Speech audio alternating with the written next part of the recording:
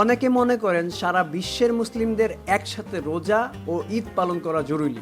একবার কুরাইব রাদিয়াল্লাহু তাআলা আনহু শাম দেশের চাঁদ দেখে রোজা শুরু করেন, কিন্তু মদিনায় ফিরে জানতে পারেন যে ইবনে আব্বাস রাদিয়াল্লাহু তাআলা আনহু একদিন পর চাঁদ দেখেছেন এবং সেদিন থেকে রোজা শুরু করেছেন। যখন কুরাইব রাদিয়াল্লাহু তাআলা আনহু বলেন, মুয়াবিয়ার চাঁদ দেখা কি যথেষ্ট সংবাদ ছিল না?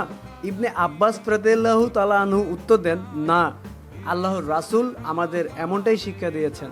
এ থেকে বোঝা যায় চাঁদ দেখার সময় ও স্থান ভিন্ন হলে রোজা ও ঈদ ভিন্ন হতে পারে।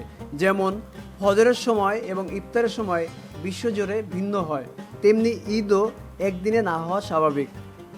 বিশ্বের প্রতিটি অঞ্চলে ফজর, ইফতার ও ঈদের সময় ভিন্ন হওয়া স্বাভাবিক। যেমন কোনো দেশে সূর্যাস্ত হলে সেখানে ইফতার হয়, কিন্তু অন্য দেশে তখন দুপুর থাকে। সুতরাং সৌদি আরবের সাথে মিল রেখে ঈদ উদযাপন করা আবশ্যক নয়, কারণ সৌদি আরবও অন্য দেশের চাঁদ দেখে ঈদ পালন করে না, বরং প্রতিটি দেশের মানুষের তাদের নিজস্ব চাঁদ দেখার ভিত্তিতে রোজা ও ঈদ পালন করা উচিত, যেমনটা সাহাবীগণ করতেন। News desk, BD plus.